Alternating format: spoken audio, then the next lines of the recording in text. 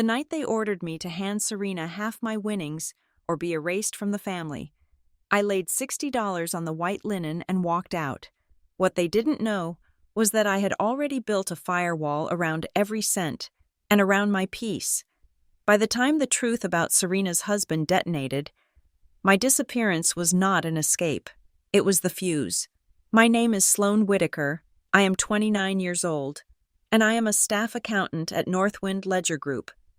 My life is built on the spine of spreadsheets, on the quiet, immutable truth of numbers that balance. On a Tuesday afternoon, I was mid-Zoom, the screen of my laptop a fortress of my own making. A colorful pie chart filled the display, titled Asset Allocation, $620,000. My fiduciary planner, a calm man named Mr. Calloway, was speaking in the measured tones of protected principal and long-term yields. His voice was a tinny reassurance in my earbuds, insulated from the world. Given your age and risk profile, Sloane, he was saying, I recommend we weigh heavily toward index funds, but the revocable trust is the priority. It creates the necessary barrier between the asset and, let's call them, external pressures. Shall we proceed with the entity setup? I was unmuting my microphone, the word yes forming on my lips. When the sound began, it was not a knock, it was an assault, an explosion of fists on the wood of my apartment door. It was a frantic, desperate cannonade that rattled the cheap art on my walls. Mr. Calloway's voice paused, then continued, suddenly very far away. Ms. Whitaker, shall we proceed?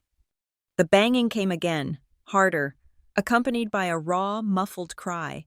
It was a sound I knew. It was the sound of my sister. I muted the call, my cursor hovering over the red End Meeting button. I pulled the earbuds out, letting them drop. The silence of the apartment was instantly shattered by the panic in the hallway. Sloane, open the door. My God, you have to open the door. I moved, my stockinged feet silent on the laminate floor. I looked through the peephole. My sister, Serena Vale, was a distorted fisheye of pure chaos. Her face was slick with tears, tracks of black mascara running in tributaries down her cheeks. Her expensive blonde hair was clawed into clumps. I opened the door. She did not wait for an invitation.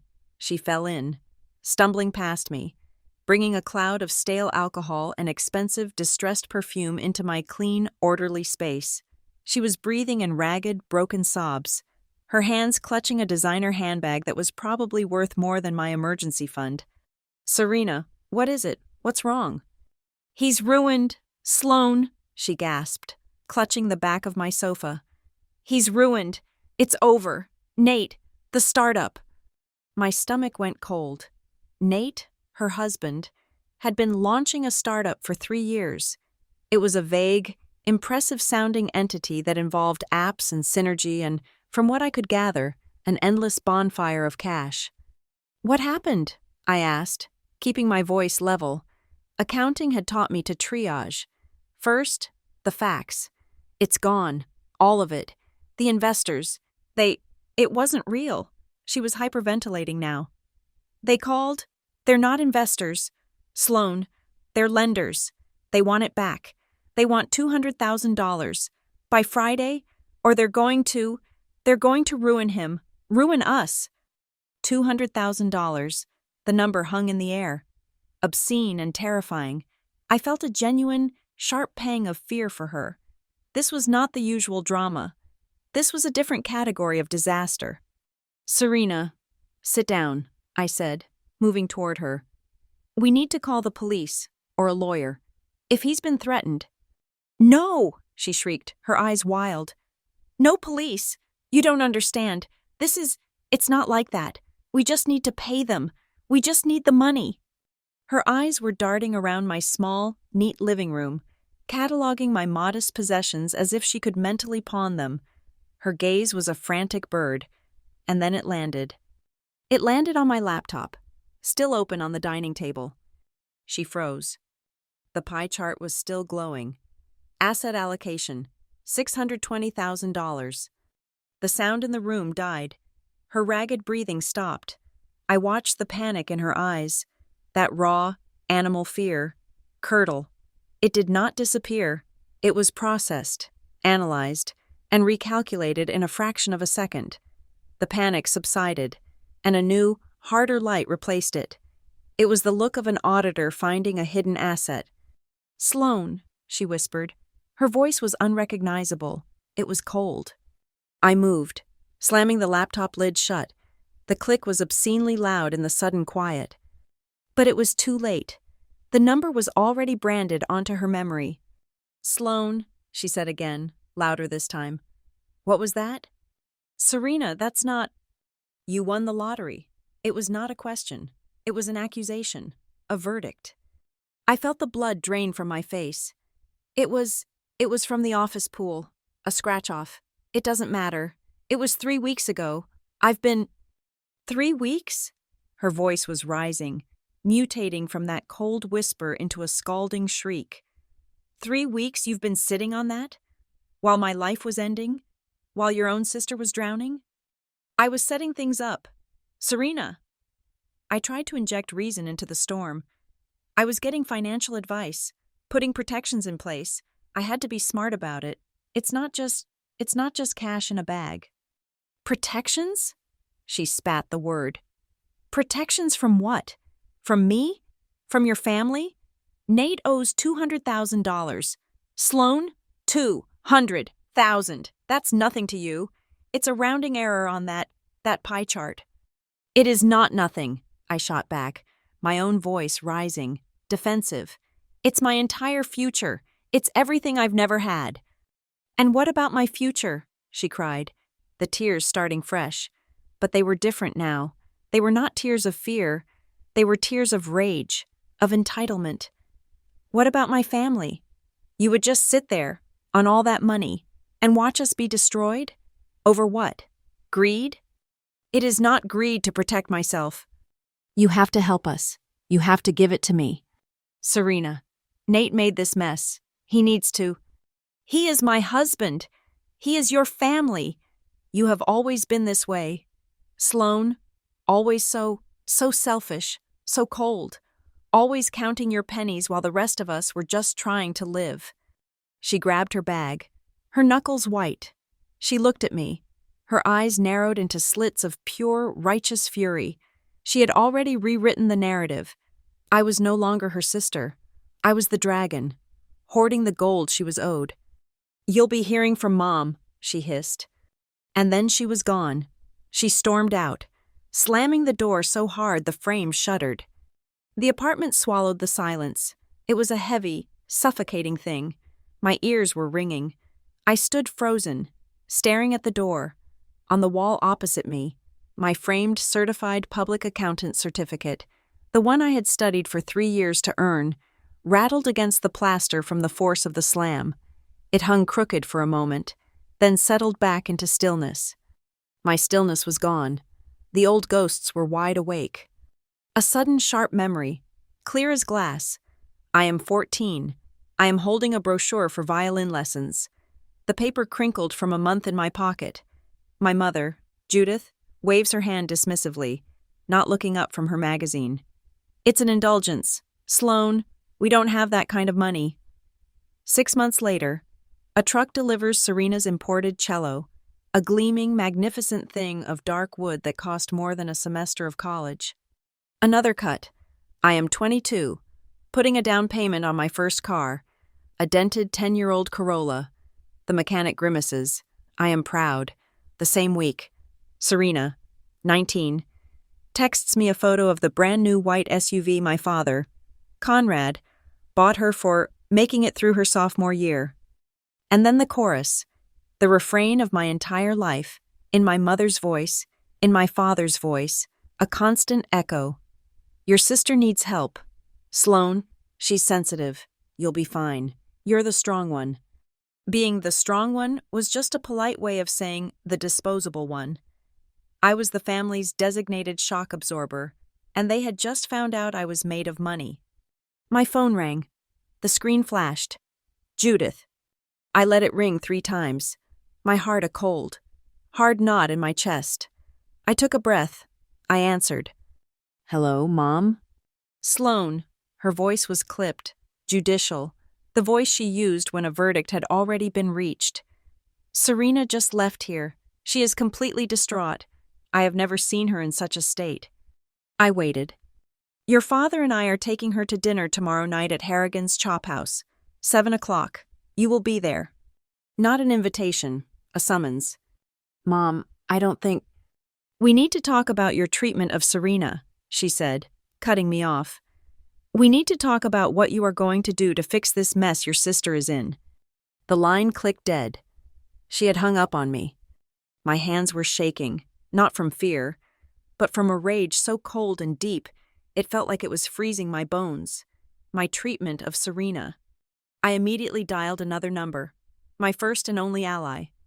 Leah Knox, fraud and forensics, she answered, her voice all business. Leah, it's me. Sloane, what's up? You sound like you just saw a balance sheet bleed. It's out, the lottery. Serena knows. There was a sharp intake of breath on the other end. Oh, hell, how? I gave her the 30-second version. Serena's panic, the laptop, the pie chart, the $200,000 demand, the summons to Harrigan's. Harrigan's? Leah scoffed. Of course, a public place. So you can't make a scene, a private room, so they can... Sloane, this is an ambush. I know. They'll corner you, all three of them. It's not a talk, it's a tribunal. They're going to lay the family guilt on you so thick you won't be able to breathe. They will demand you pay for Nate's screw-up. I know. Listen to me. Leah's voice turned sharp, the voice she used when she'd found a falsified ledger. This is the moment. Sloane, this is the hill. You have to hold it. They are going to use every weapon they have, your entire childhood, your love for them, their love for you, or whatever they call it.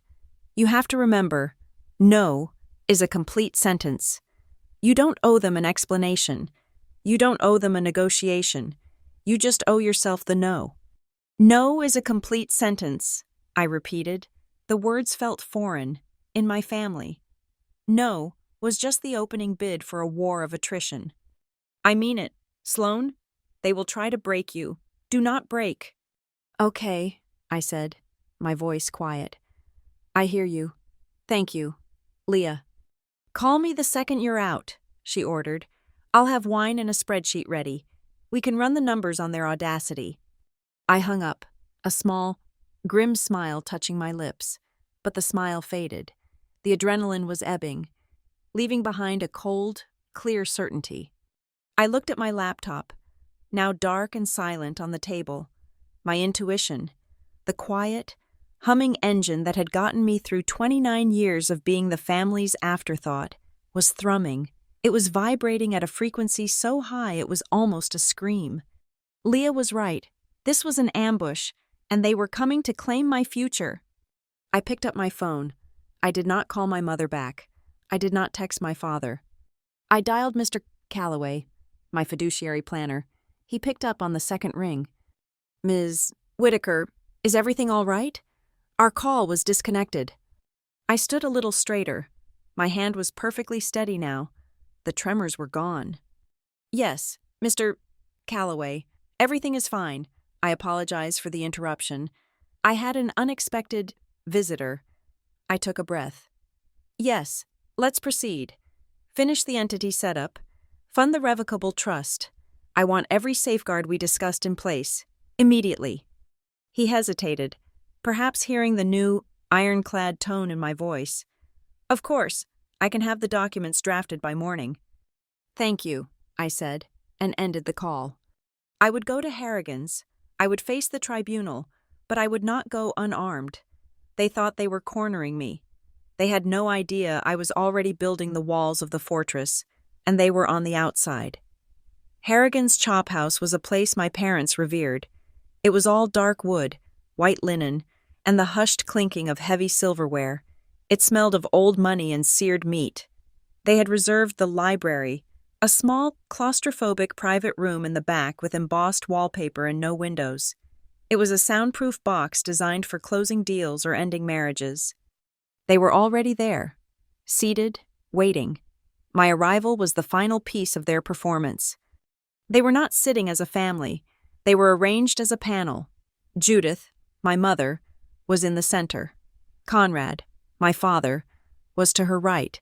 Serena, my sister, was to her left. They sat in a rigid, unified line along one side of the long, polished table. Their posture was identical, spines straight, hands clasped in front of them, faces composed in masks of grave, unified purpose. Across from them, positioned precisely in the middle, was one single, empty chair, my chair, the defendant's box. I walked in, the plush carpet absorbing the sound of my steps. A busboy had already filled 4 water glasses. Mine, across from theirs, was already sweating, a perfect ring of condensation forming on the wood. There were no menus. This was not a meal. It was a sentencing. I sat down. The chair was heavy. For a full minute, the only sound was the distant murmur of the main dining room. Judith stared at me, her expression not one of anger, but of profound, theatrical disappointment.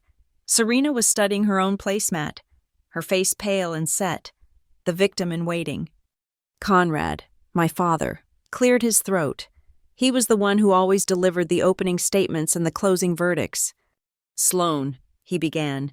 His voice was flat, devoid of warmth. It was his boardroom voice. "We are here to resolve the situation you have created." I said nothing. I kept my hands in my lap, out of sight. "Your sister is in a terrible position, a position you can fix, a position you will fix." He leaned forward, his weight resting on his forearms. He was a large man, and he used his physical presence as an instrument. "This is not a negotiation. You will give Serena $310,000. The number hung in the air, heavier and colder than the ice in the water glasses. $310,000, exactly half, down to the dollar.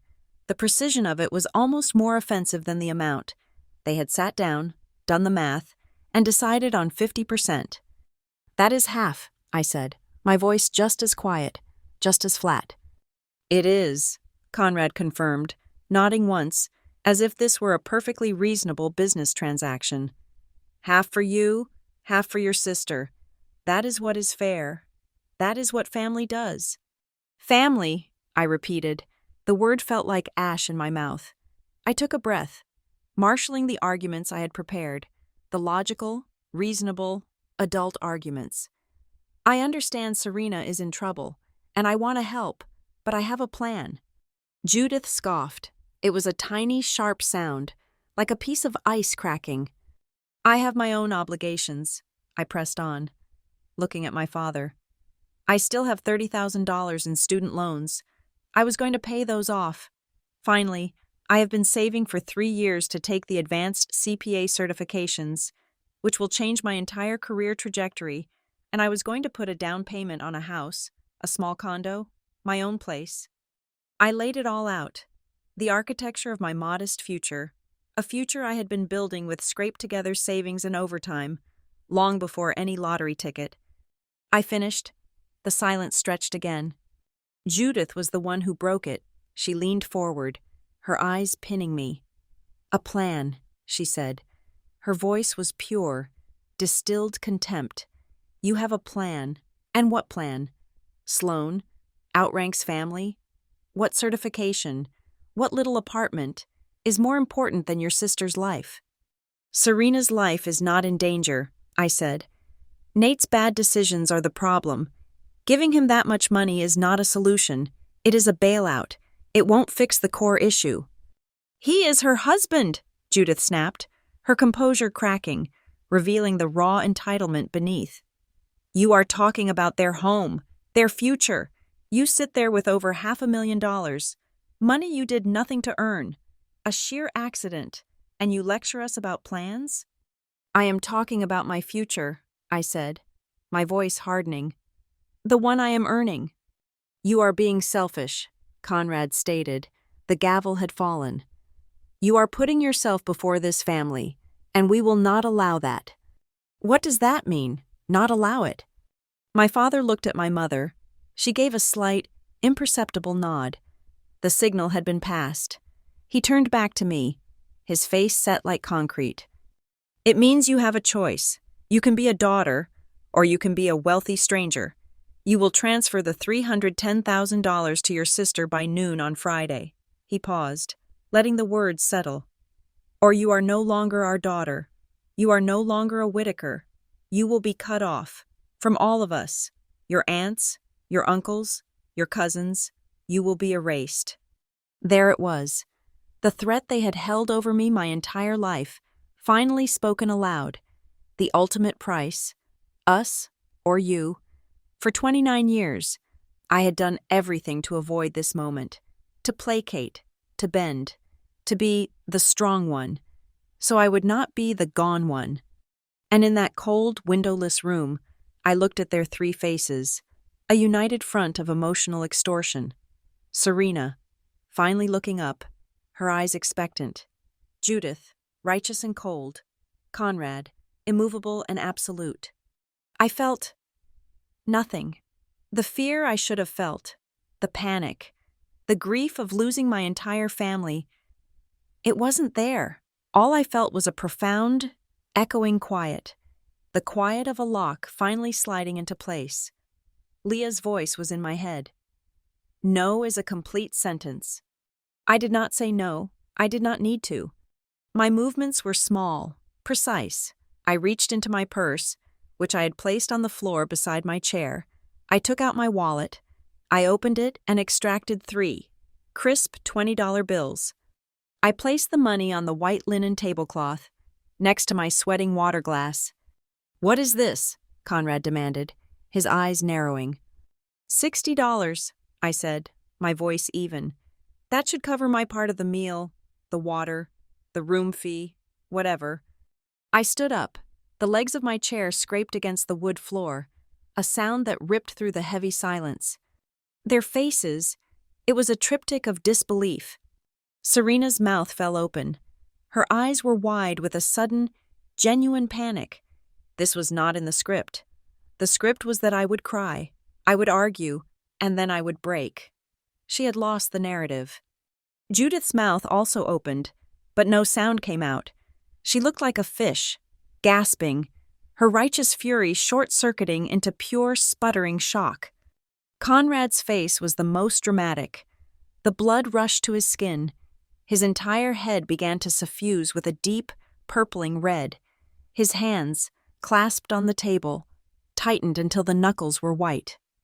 He was a man who had never, in his entire life, had his authority so quietly and completely dismantled. I did not say no. I did not say goodbye. I did not say anything. I picked up my purse. I turned my back on them.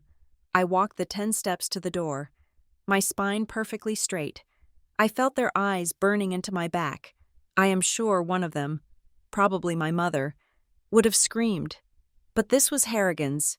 They would not make a scene. That was my role, and I had refused to play it. I opened the heavy door. The muted sounds of the restaurant flowed in, and I stepped out, closing it firmly behind me. I did not slam it. I closed it. I walked through the main dining room, past the tables of laughing, oblivious people. The hostess at the front podium smiled. "Have a wonderful evening." "You too," I said. Then I was outside, on the sidewalk. The city air was cool, almost cold, and it felt like a blessing on my heated face. I had been in that room for 11 minutes. I breathed in air that did not belong to them. I had taken perhaps 20 steps toward my car when my phone, silent in my purse, began to erupt. I pulled it out. The screen was a strobe light of incoming notifications. A text from Uncle Ralph. "Sloan, your mother is devastated. Call her. What you are doing is selfish." A text from Aunt Mona. "I am shocked at your behavior. You are an ungrateful girl. Family is forever." A missed call. "Judith, a missed call. Conrad." A text from Serena. "You are ruining my life. You are killing me. You are killing Mom and Dad. How can you be so cruel?"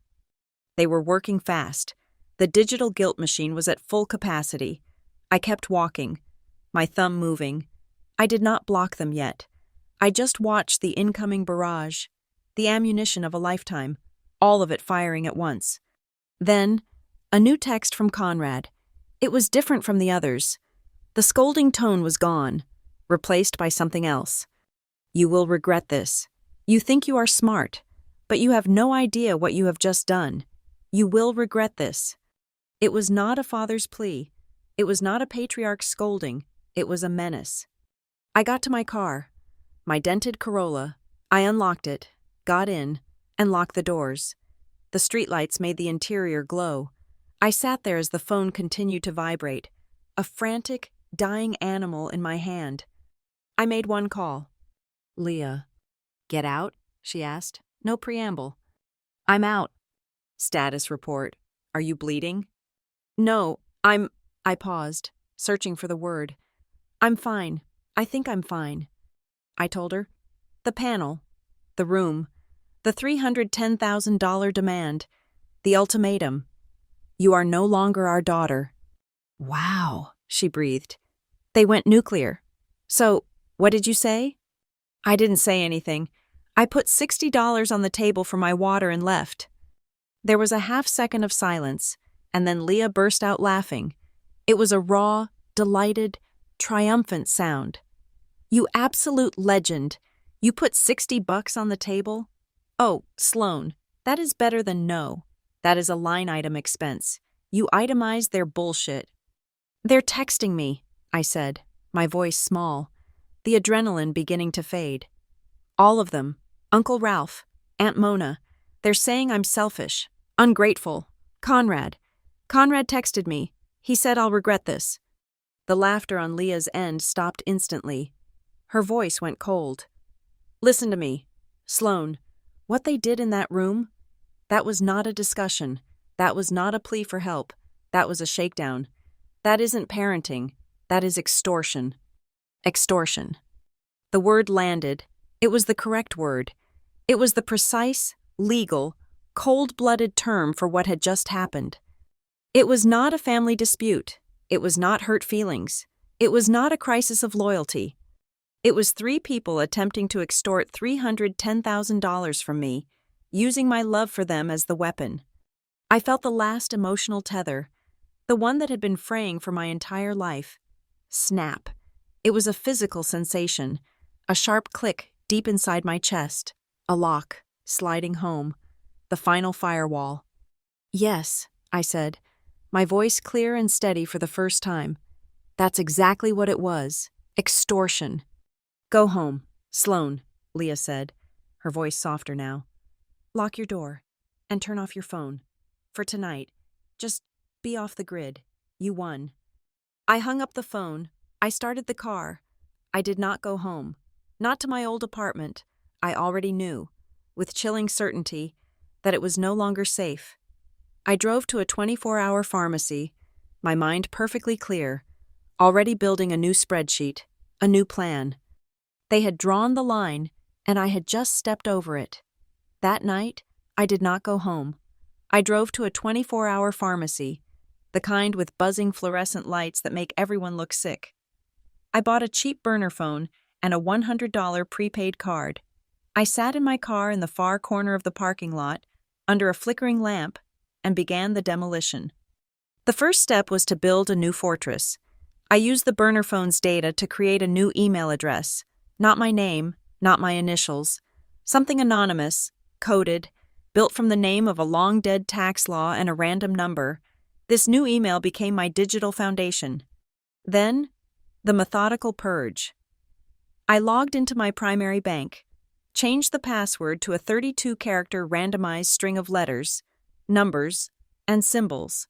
I changed the recovery email to my new, anonymous address. I enabled multi-factor authentication, tying it to my new burner number.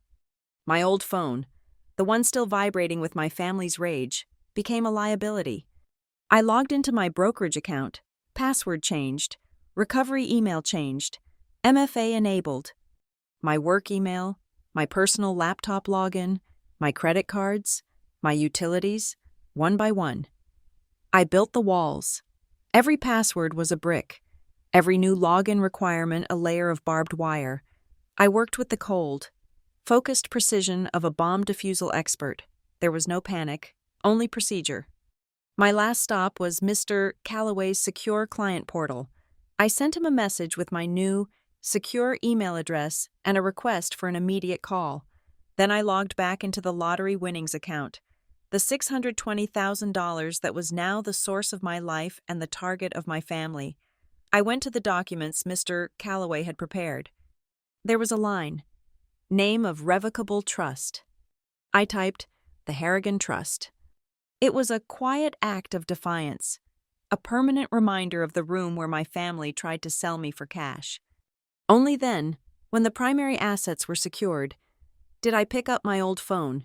It was hot to the touch. The screen showed 53 missed calls and 112 text messages. I opened the contact list. Aunt Mona, block. Conrad, block. Judith, block. Serena, block. Uncle Ralph, block. I went down the line. Cousins I had not seen in years. Distant relatives who had never once called me for my birthday. All of them now activated. A digital militia summoned to enforce the family's decree. One by one, 17 numbers in total. I blocked them all. When I was done, I stared at the phone. It was silent. It was the first time in my life my phone had been truly, completely silent. It was a monastic quiet, a sacred emptiness. I powered it down, pulled the SIM card, and dropped it into the dregs of my coffee cup. I threw the cup into a pharmacy trash can. I drove to my apartment, the one that was no longer home, arriving after 2 a.m. I slept for 3 hours on the sofa, fully clothed. At 6 a.m., I called my landlord's emergency line. I got the property manager, a weary-sounding man named Dave. "This is Sloan Whitaker in 212B, I said. "I have an emergency. I need to break my lease." "Ms. Whitaker, you know there's a penalty for that. 2 months' rent. We can't just—" "I know," I said, cutting him off. "I will pay it. I will pay the 2 months, plus the current month. That's 3 months' rent. I will have it wired to you by noon, but I have a condition." He was quiet. "What condition?" "I have a security situation, a severe domestic issue. I need an unlisted unit. Today, you own Riverton complexes, plural. I know you have other properties. I need a unit in a different complex, one not associated with my name on any public-facing directory. I can be out of 212B by this evening." He must have heard the steel in my voice. He must have weighed the hassle against the promise of 3 months' immediate cash. "I have a 1-bedroom at our Cypress Creek property," he said finally. "It's empty. The last tenant left it clean. I can have the keys messengered to a holding box." "Thank you, Dave. You will have your money in 1 hour." I wired the penalty. It was a significant sum, but I did not log it as a loss. I logged it as a security and relocation expense. The cost of vanishing. The rest of the day was a blur of methodical motion. I did not own much. I was a person of ledgers and spreadsheets, not heirlooms. I bought 12 heavy-duty cardboard boxes from a hardware store. I packed. My labels, written in tidy black block letters, were simple. Kitchen, books, tax, books.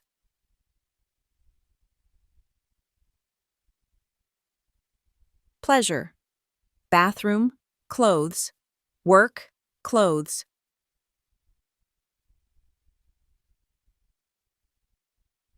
Casual. This was not fleeing. This was not the chaotic scramble of a victim. This was repositioning. This was a strategic retreat to higher ground. I was an accountant liquidating a bad asset. The asset was my old life. I was taping the last box of textbooks when it happened. The pounding on the door, not the frantic, panicked assault from Serena yesterday. This was a different sound. This was a sound of pure, entitled rage. "Sloan, I know you are in there. The landlord said you were still here. Open this door." It was Serena. She must have come here directly after my phone went dead. I did not stop my work. I pulled a long strip of packing tape from the roll. The high-pitched screech of the tape was the only sound inside my apartment. "You coward!" she screamed through the wood. "You are a selfish, cold-hearted coward. You are destroying this family. You are destroying me." The door handle rattled violently. She was throwing her body against it. "Do you know what you have done? He is a wreck. Mom is sick. You did this. You are ruining us. For money." I centered the tape on the box seam and pressed it down, smoothing it with the flat of my hand. The pounding stopped. A new sound began. The terrible, wrenching sound of her, sobbing, sliding down the other side of the door. Her voice was muffled now, filtering through the wood, thick with a desperation that was almost primal. It was her final plea, the weapon she had used her entire life. Raw, unfiltered, weaponized need. "Sloan, please," she wept. "Please, I am begging you. He is going to leave me. They are going to take our house. Please, Sloan, I'm your sister. I'm your sister." My hands went to my ears. I pressed my palms hard against them, not to block the sound, but to feel my own pulse. I closed my eyes. I felt the thud in my wrists, the blood moving through my own body. It was steady. It was calm. My heart, despite the screaming, despite the weeping, was perfectly, profoundly steady. She had said, "I'm your sister," but all I could hear was, "I am your emergency." I waited. The weeping continued for 10 more minutes, then dissolved into angry, spat-out curses. Finally, a heavy thud as she kicked the door one last time, and then the sound of receding footsteps. I opened my eyes. I took my hands from my ears. I picked up the box labeled books, tax, and carried it to the door, stacking it with the others. An hour later, Leah Knox arrived. She did not knock. She sent a text to my new burner. "At the curb, I have provisions." I let her in, and she carried 2 pizza boxes and a 6-pack of beer. She looked at the neat stacks of boxes, then at the empty living room, then at my calm face. She whistled, low and appreciative. "Scorched earth," she said. She nodded, her approval absolute. "You are not messing around." "They're extortionists." "Leah," I said, taking a slice of pizza. "You do not negotiate with extortionists. You erase the asset." "Damn right," she said. We ate standing in the empty kitchen, the pizza boxes on the counter. That night, in my new apartment, I set up my command center, an air mattress on the floor, a folding chair, my laptop on a cardboard box. The silence was a fortress. It was vast and deep and safe. I opened a new spreadsheet. Sloan Whitaker, Financial Plan 2.0. My fingers flew across the keys, the numbers falling into place like soldiers. The total asset was $620,000. I created the new allocation, 65%, $403,000, to long-term index funds, held within the new trust, untouchable. The foundation, 10%, $62,000, for obligations and professional development. This covered the lease penalty, the new apartment deposit, and the CPA prep courses and exam fees. 20%, $124,000, to a high-yield savings account, earmarked down payment reserve. 5%, $31,000, to a liquid checking account, my new emergency fund. The plan was clean. It was logical. It was mine. I clicked over to the State Accountancy Board website. I found the registration page for the CPA exam. I filled out the forms. When I got to the payment page, the fee was significant. For a moment, the old scarcity part of my brain flinched. But I looked at the line item. I reframed it. This was not a cost. This was an investment. It was an asset with dividends of respect. The kind of respect my family had never, ever given me.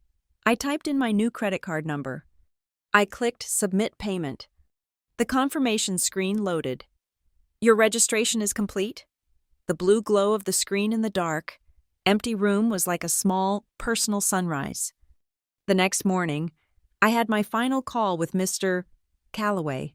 His voice was all calm procedure. The Harrigan Trust is officially filed and funded. Ms. Whitaker, he said. The The new trust-owned brokerage account is active. We have filed the change of beneficiary designations on all your retirement accounts. Naming the trust as primary, all mail, paper and digital, will now be routed to the new post office box. The firewall was complete. Every legal and financial door was locked. Every window was barred. I packed the last of my things from the old apartment. I did a final sweep, ensuring nothing was left. As I walked out, I paused at the door. I looked down at the faded, worn doormat. It said, "Welcome home." I stepped over it. I pulled the door shut, hearing the deadbolt click one last time. I left the old doormat behind. At my new apartment, the entryway was bare. The new one I had bought, a simple, gray, functional rectangle, said nothing at all. The year that followed was a study in controlled isolation. My new life was built on a schedule that was both grueling and liberating. It was a cerebral training montage, where the only sweat was the ink from my pens and the strain behind my eyes from staring at statutes. My world shrank, by design, to two locations: my new, sterile apartment and the silent, tomb-like third floor of the main city library. My days started before dawn. I was at the library when the doors opened at 7 a.m., a thermos of black coffee my only companion.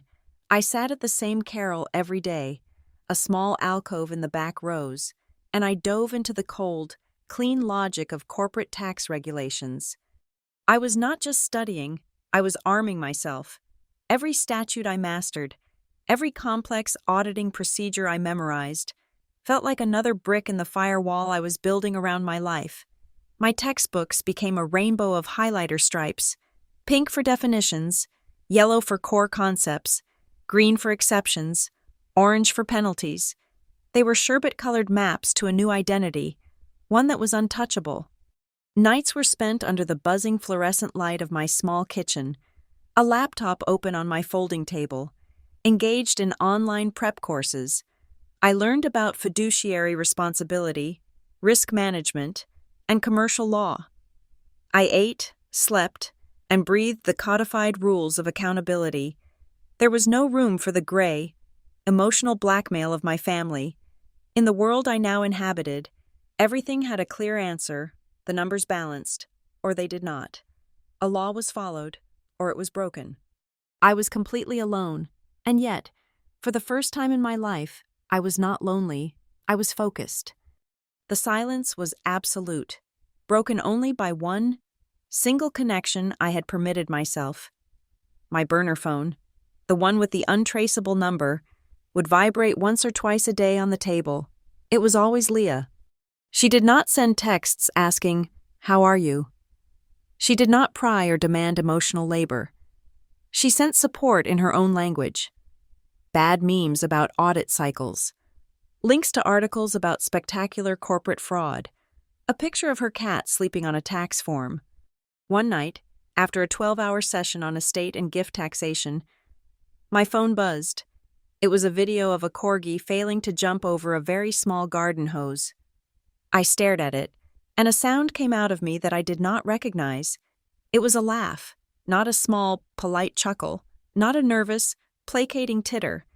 It was a deep, unafraid, rusty sound that came from my diaphragm. It hurt my throat a little. I texted her back. That was ridiculous. She replied instantly, "Good, you're still human. Get back to work." My laugh, I found, grew less rusty as the months went on. It became easier. It was the laugh of someone who was no longer listening for footsteps outside her door. The year turned.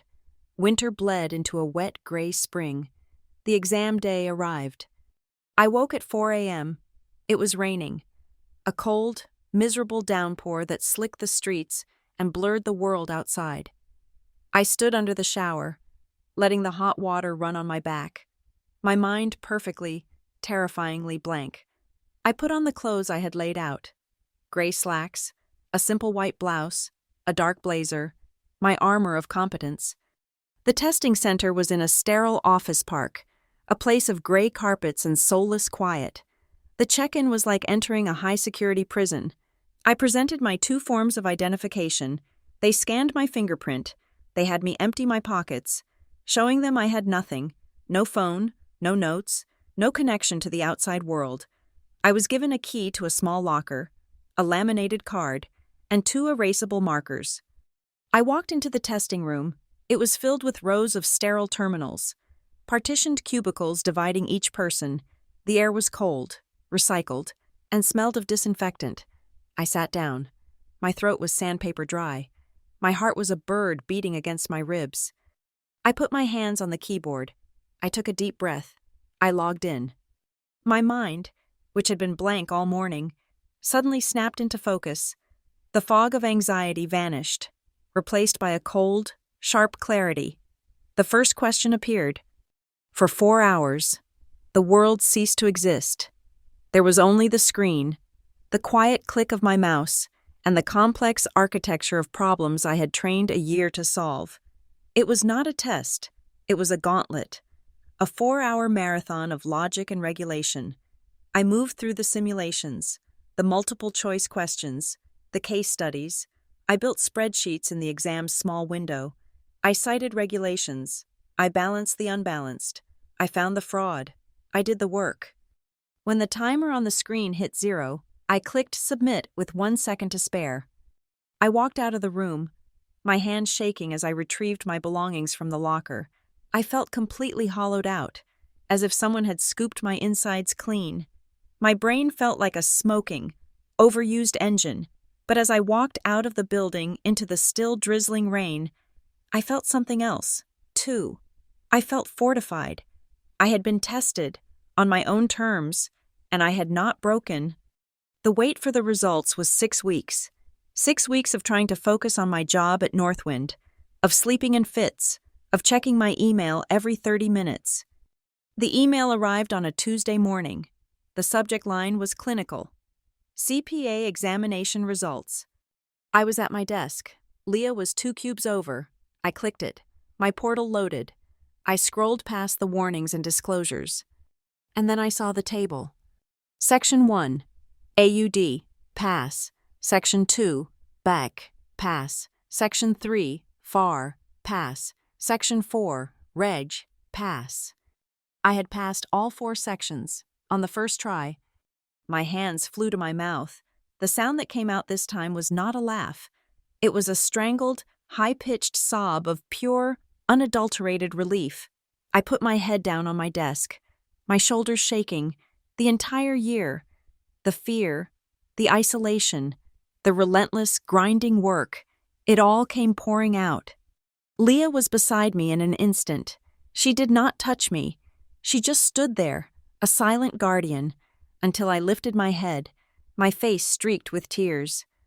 All 4, I whispered. Her face split into a grin. Senior accountant Sloan Whitaker, she said, has a nice ring to it. I laughed, a wet, messy sound. Minutes later, as if summoned by her words, a new email popped into my inbox. It was from Harlan Day, our firm's CFO. Harlan was a man of few words and ironclad integrity. The email was, as always, brief and sincere.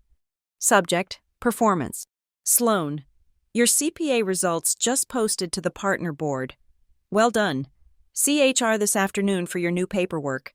Your promotion to senior accountant is effective the 1st of the month.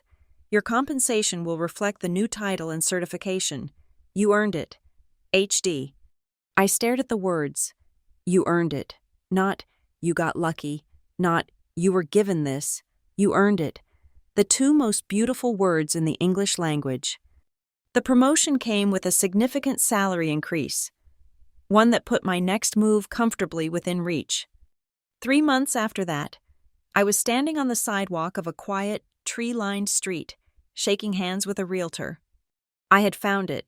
It was not a palace. It was not a new-build condo. It was a 2-bedroom bungalow, built in the 1940s, with faded blue shutters and a slightly crooked porch. It had what the realtor called character, which was a polite term for needing work. But it was solid, it had good bones, and it was mine. I went to the bank and authorized the wire transfer from my down payment reserve account.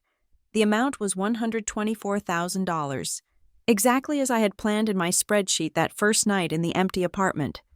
With my new salary as a senior accountant, I qualified for a 15-year mortgage note. Not 30, 15, I would own it, free and clear. By the time I was 45, the power of that, the sheer, unassailable security, was a feeling so profound it almost made me dizzy. My first weekend in the new house, I did not unpack. I went to a garden center. I bought a tray of purple and yellow pansies. I knelt in the dirt by the front walk, the one leading to my crooked porch, and I planted them, one by one. I dug my hands into the soil, real soil that I owned. I firmed the earth around each small, fragile-looking flower. Their roots were small, but they were stubborn. They would hold, like decisions. I thought, like the small, stubborn decisions that had brought me here. That night, I sat on my porch in a folding chair, drinking tea and watching the sunset.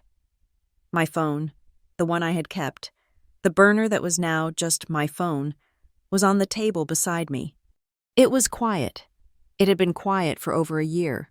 No angry texts, no panicked calls, no summonses. My peace was no longer a frantic, temporary escape. It was a structure. It was an environment I had built, board by board, brick by brick. Peace, I was learning, was not the absence of noise. Peace was an active verb. It was a boundary you built, a choice you made, and a thing you defended every single day.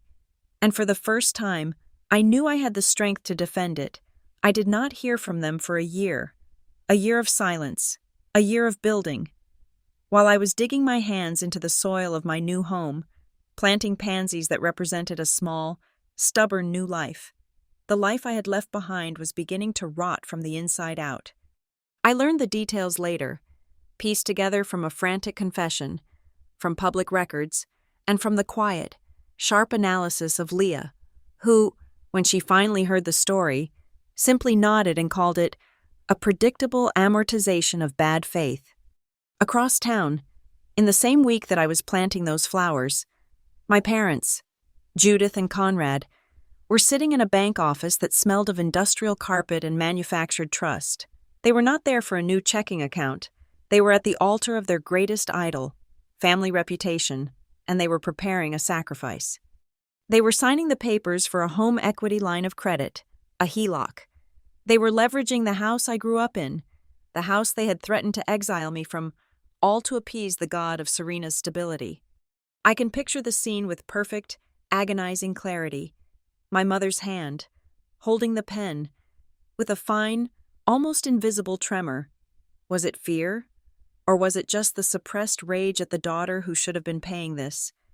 My father's hand, large and proprietary, covering hers, not in comfort, but in solidarity. A unified front, making the wrong decision for what they believed was the right reason. The banker, a man just doing his job, would have warned them. Mr. and Mrs. Whitaker, he would have said, his voice laced with practiced concern. I am legally obligated to advise you on the risk. This is a significant portion of your home's equity, $200,000, the variable rate on this introductory period. My father, Conrad, would have cut him off with a short, impatient wave. He would not have tolerated financial advice from a man in a polyester tie. It is a family matter, he would have said, his voice a low rumble of authority. We are covering a temporary shortfall for our daughter's business. We understand the terms. He nodded at the banker. He nodded at the altar of family reputation. He was a man who could not bear the thought that his golden daughter, Serena, had married a failure. He would pay to maintain the illusion. My mother signed. My father countersigned. The ink was black and final. They had just bet their house on a lie. Nate, my brother-in-law, did not get a wire transfer. My father, I imagine, would have insisted on a cashier's check. He would have met Nate in a parking lot. A humiliating, sterile handoff. The price of his silence. Nate did not deposit the check. He cashed it, likely at a check cashing place that took a predatory fee, the bag of cash heavy in his hand. He must have felt a moment of pure, intoxicating relief. He had done it. He had dodged the bullet. His in-laws had paid. He got in his car. His hands were probably shaking. He made the call to a number saved in his phone not as bookie, not as loan shark, but as the innocuous, corporate-sounding Mason L. "I have it," Nate must have said, his voice breathless. "I have the 200,000. And the voice on the other end, the voice that was not a venture capitalist or an investor, but something much, much older, would have sounded cool as marble, unimpressed. "Good," the voice would have said. "That covers the principal. Now we need to discuss the interest that has accrued." I can imagine the blood draining from Nate's face, the panic, the cold, greasy sweat.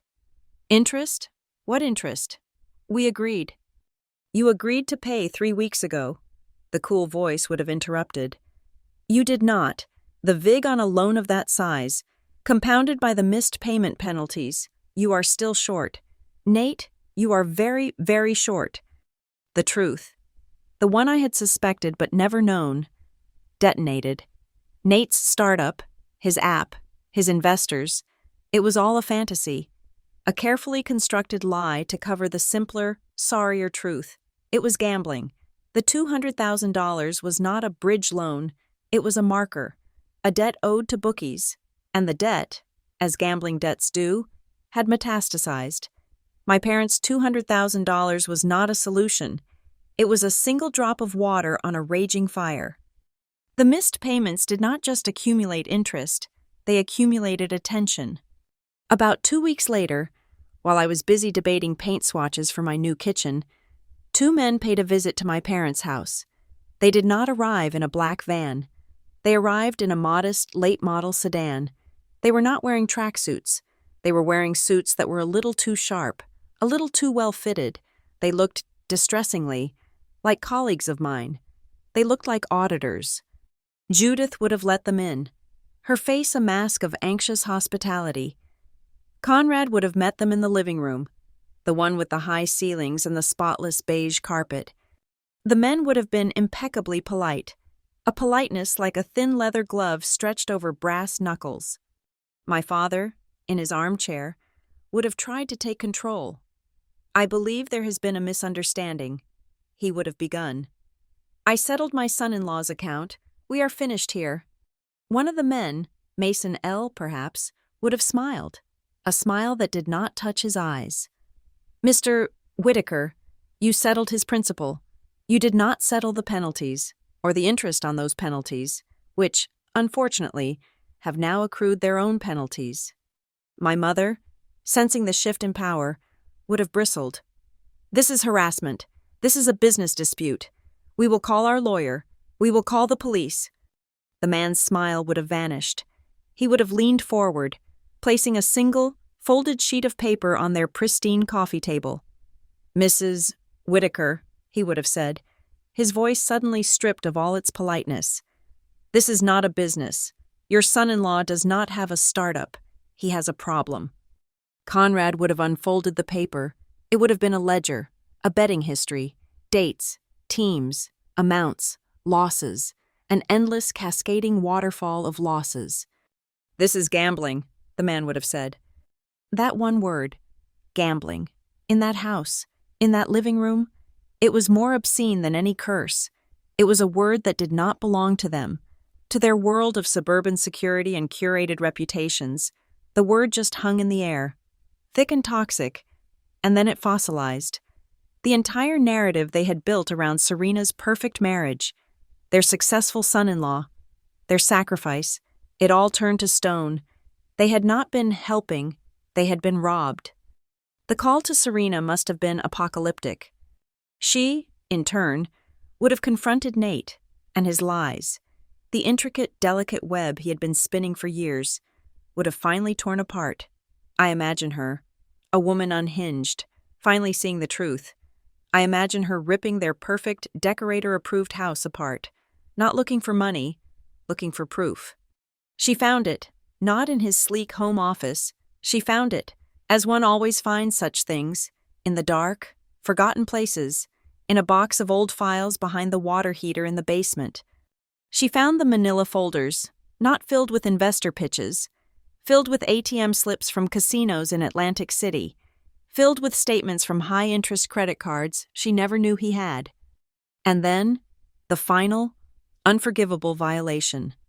She found the applications for online loans, the ones that had pushed his debt into the stratosphere, and at the bottom of each one, she found the forged line, a sloppy, desperate attempt at her signature, her name, which he had practiced, which he had used to ruin them. He had not just stolen their money, he had stolen her identity. While I was at my new home, on a quiet Saturday, watering my pansies and watching them take root, my sister was across town, changing. The locks on her house were changed. Nate was gone, vanished into whatever ether claims men like him. An envelope flapped on her front door, taped there by a process server. It contained divorce papers. She was at a lawyer's office, a cheap, walk-in place that smelled of stale coffee. She was at a table, not of linen, but of scarred particle board. And she was signing. She was signing everything. She was signing the divorce papers. She was signing the agreement to sell the house to cover the debts. She was signing away the designer veneer of her entire life.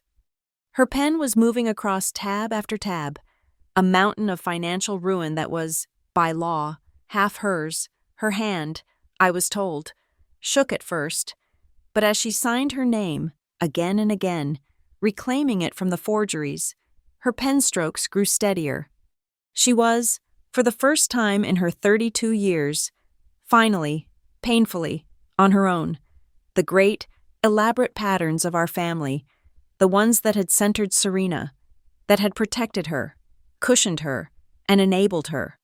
The patterns that had demanded I be the sacrifice, they were now collapsing under the weight of their own destructive favoritism. The safety net they had woven for her, the one they had mortgaged their own house to maintain, had proven to be a trap, and I, the one they had thrown away, the one with no net, was the only one in the family who was not in a free fall. I was on solid ground, ground I had paid for. It had been almost 2 years. 2 years of silence, 2 years of rebuilding my life from the studs, while theirs, I now knew, had been collapsing onto its rotten foundation. The contact came not as a call or a text, they no longer had my number, but as an email. It slipped into my new, professional inbox, the one with my CPA designation in the signature. It had bypassed my filters because it came from Judith's old, original email account, a ghost from a past I had methodically interred. The subject line was just my name. Sloan. Not please read, not urgent, not family, just Sloan, the digital equivalent of a person standing across the street, just watching. My hand hesitated over the delete key, my protocols, the firewalls I had built around my piece, screamed at me to erase it. It was a security risk, a piece of malware from a contaminated network. But I was not the same person who had fled that apartment. I was not a victim. I was a manager. And you cannot manage what you do not assess. I clicked. The message was short. The paragraphs were small, separated by wide, empty white space, as if the author was afraid to commit too much to the page. Sloan, we know you do not want to hear from us. We understand. We have learned the truth about Nate, about all of it, the gambling, the lies. We were wrong to speak to you the way we did. We have lost our savings. We have lost a great deal. This is not an email to ask for money. We will never ask you for money again. We just want to talk. Your father and I, and Serena, please. Mom. I read it 3 times. The first read was for threats. There were none. The second read was for manipulation. It was there, in the mom at the end, in the careful cataloging of their losses. But it was a weakened, diluted version. The third read was as an accountant. I scanned for the bottom line. This is not an email to ask for money. That was the key line item. It was a new variable. We have lost our savings. A confirmation of consequence. We were wrong. An admission of a failed strategy. I closed the laptop. I stood up from my desk, which sat in the spare bedroom of my bungalow. A room I had converted into a home office. The hardwood floor, which I had paid for in cash, was cool beneath my feet. I paced. I was wearing a new blazer, a structured, forest green wool. I had bought it with my first bonus after my promotion. I had bought it because I liked it. I had not asked for permission. I had not checked a family budget. I had earned it, and so I had acquired it. I walked to the kitchen and made myself a cup of tea. I held the warm mug, my mind sorting the data. We just want to talk.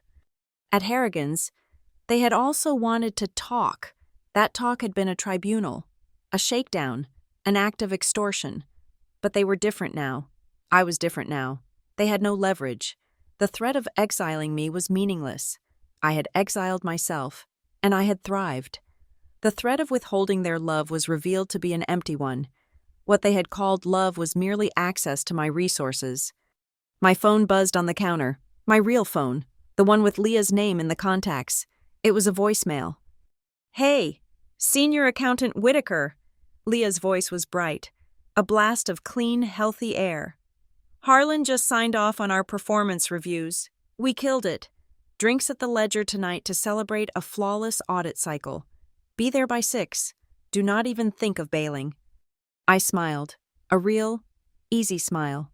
My life, my work, my friend, my celebration, which I had earned. I could go.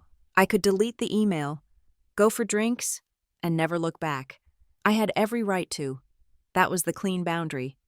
I looked at the email, still glowing faintly on my laptop screen in the other room. This was not about them. It was about me. Could I face them, on my own terms, and hold the line? Could I sit across from them, not as the runaway child, but as the adult I had become, and simply close the file? I put my teacup down. I pocketed the decision, as Leah would say, keeping it mine. I would not ask her advice. This was not her burden.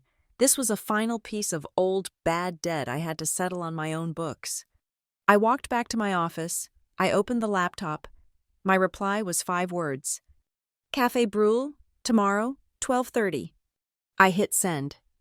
It was neutral territory, public, bright, with floor-to-ceiling windows. I chose the time, the middle of the day, my lunch break. It had a defined and finite end. The next day, I dressed with surgical care. I chose a charcoal gray pencil skirt, a crisp, white, high-collared blouse. I put on the forest green blazer. I wore low, solid heels. My hair was pulled back in a severe, clean bun. I wore my glasses, not my contacts. My outfit was not chosen to be beautiful or to show off my success. It was armor. It was the uniform of my new corporation, the unassailable, professional armor of competence.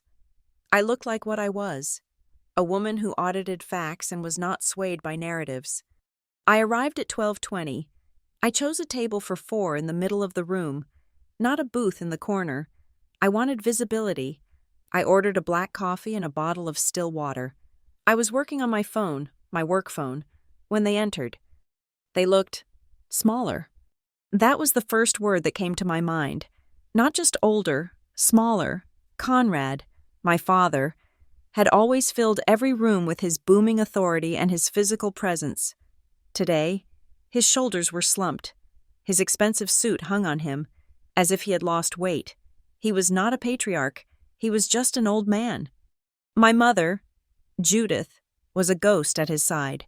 Her face, which had been so perfectly composed in its righteous anger at Harrigan's, was now a map of fine, broken lines. The certainty was gone. Her eyes were puffy, unsettled, darting around the cafe until they landed on me. She flinched, but Conrad put a hand on her back and propelled her forward. They sat down opposite me. The silence was heavy, awkward. A waitress came. "Just water, please," Judith whispered. "The same," Conrad said. They would not even accept a coffee. It was a penance. I did not help them. I did not offer a polite, "How are you?" I simply waited. I was the auditor, and they had requested this meeting to present their findings. Conrad laced his large, spotted hands on the table. He stared at his knuckles. "Sloan," he began, His voice was gravelly. He cleared his throat. "Thank you for coming." I nodded once, a curt professional acknowledgement. He looked up, and his eyes met mine. They were filled with a terrible, hollowed-out shame. We read the reports, the bank statements, from Serena's divorce. We saw the loans Nate took. We saw the forgeries. He paused, gathering himself. The men he owed. They came to the house, after the money we gave them was gone. They explained, in very clear terms, what he had been doing. It was never a business. I said nothing. I just sipped my water. "We were wrong," Conrad said. The words came out like stones, pulled from his deepest gut. "To ask you for that money, to threaten you, to believe the lies. We were just wrong." Judith's eyes swam. A single tear broke and ran down the track of her makeup. She did not wipe it away. She just let it fall. My father's knuckles, resting on the table, were white. They looked like old, tired pride that had finally given up. He had said it. He had said, "We were wrong," but I noted, with the cold precision of my profession, that wrong was not sorry. Wrong was a factual error, a miscalculation. He was admitting their strategy had failed, and that it had cost them. He was not yet, apologizing for the wound. The cafe door opened, a bell jingling. Serena slipped in. She was not the golden girl. She was not the whirlwind of mascara and drama that had burst into my apartment. She was thin. Her hair, no longer a perfect, expensive blonde, was a mousy brown, pulled back in a simple elastic. She wore a plain button-up shirt and jeans. She had no designer bag, just a simple cloth tote. She looked like me, from 10 years ago. "I'm sorry I'm late," she said to the table, her voice quiet. The bus was held up. The bus, not the SUV. She sat down, not next to her parents, but in the chair next to me, facing them, a fractured alliance. She did not look at me. She looked at her own hands, twisting a napkin in her lap. "They told you," she said, her voice barely audible. "They did," I said. "It's all true. What Nate did, what I let him do." She took a ragged breath. "He's gone. I don't know where. The house is sold. Everything. I'm living in a one-bedroom apartment over on Miller. I'm working." "Working where?" The question was out of my mouth before I could stop it. "Bloom and Basket," she said, a faint, bitter smile. "The floral shop. I'm a cashier. I'm not very good at it. The drawer is always off." The irony was so thick I could have choked on it. She finally turned her head and looked at me. Her eyes were clear. The entitlement was gone, burned away. There was just a raw, gaping exhaustion. "I was so jealous of you. Sloane," she whispered. The admission hit the table with the force of a physical blow. "All my life, I was jealous. You were the smart one. You were the strong one. You were the one who could do things. Everything I got. I only got because I was me, because I cried for it. But you earned everything. And Mom and Dad," she continued, her voice cracking. They enabled me. They made it worse. Every time they gave me what I wanted and told you to be fine. They were teaching me that I didn't have to be accountable. When you won that money, I didn't even think, I just thought, of course that's mine, too. Because everything was..." She looked down. "He left me with over $70,000 in debt that the house didn't cover, and the divorce is final." There it was, all of it. The truth, the facts, the envy, the enabling, the consequences, laid bare on a cafe table at 12:45 on a Tuesday. They all looked at me. My mother, my father, my sister. Their faces were hollow with confession, waiting for me to fix it, waiting for me to offer a verdict, to grant absolution, to say, "It's okay," to offer them a plan. I listened. I heard every word. I logged every admission. I did not offer a verdict. I did not offer absolution. I offered nothing. I checked my watch. A simple, elegant timepiece I had bought after signing the mortgage. I folded my napkin and placed it on the table. I looked at the three of them, my gaze calm, neutral, and final. "My lunch break is over," I said. I stood. The three of them looked up, their faces a tableau of confusion, exhaustion, and a hollowed-out shock. They had just performed a full, bloody autopsy of their lives on a cafe table, and I was simply leaving. Their confessions were admissions of fact, not requests for absolution, but I knew what they were waiting for. They were waiting for me to fix it, to offer a plan, to cry, perhaps, to say, "It's okay, we're still a family." I did none of those things. I reached into my purse, took out my wallet, and pulled a single $5 bill from the cash slot. I placed it on the table. It was more than enough to cover my black coffee. I did not say, "It was good to see you." I did not say, "I'm sorry for what happened to you." I did not say, "Call me," or "We'll talk soon." I gathered my things, my blazer fitting snugly across my shoulders, and I turned. I walked away from the table, my heels making a sharp, distinct click, click, click on the cafe's tile floor. I did not look back. I pushed through the glass door and stood for a moment on the sidewalk. In the bright, uncompromising sunlight of a Wednesday afternoon, the city noise, a sudden rush of traffic and distant sirens, washed over me. I took a deep breath of the cool, exhaust-tinged air. I began to walk the 3 blocks back to my office, my mind examining the feeling in my chest. I had expected something, a grim satisfaction, a bitter, burning sense of triumph, a final, closing surge of anger. I felt none of those. What I felt was quiet. What I felt was settled. This was not a victory lap. This was not a grudge finally satisfied. I named it silently, for myself, as I waited for the crosswalk light. This was gravity.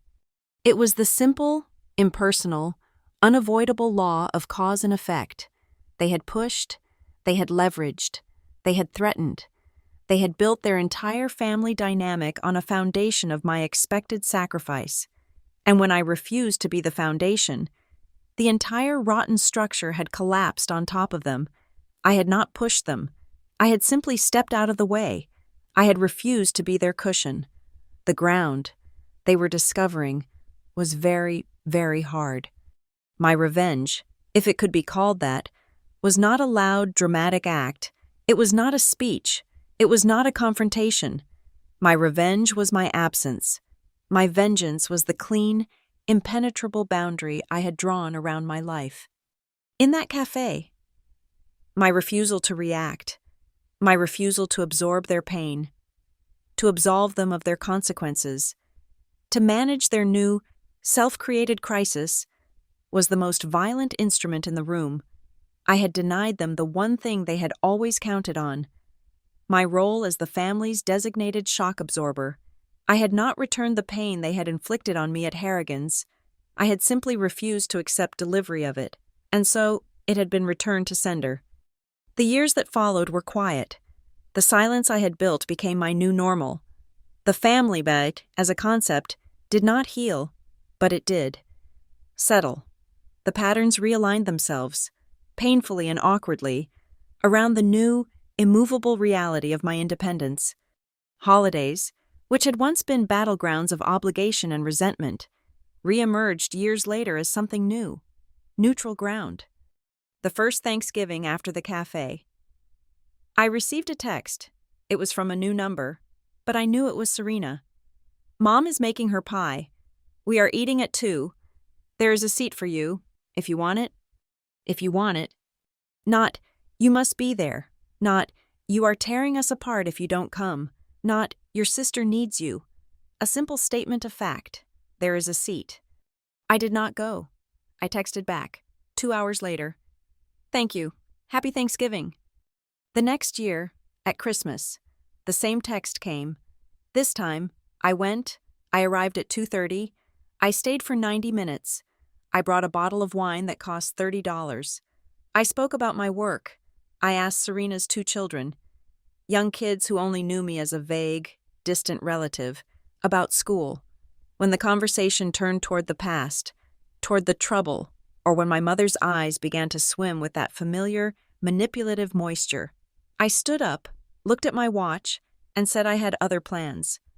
The relationship was rebuilt, if one could call it that. It was rebuilt on my terms.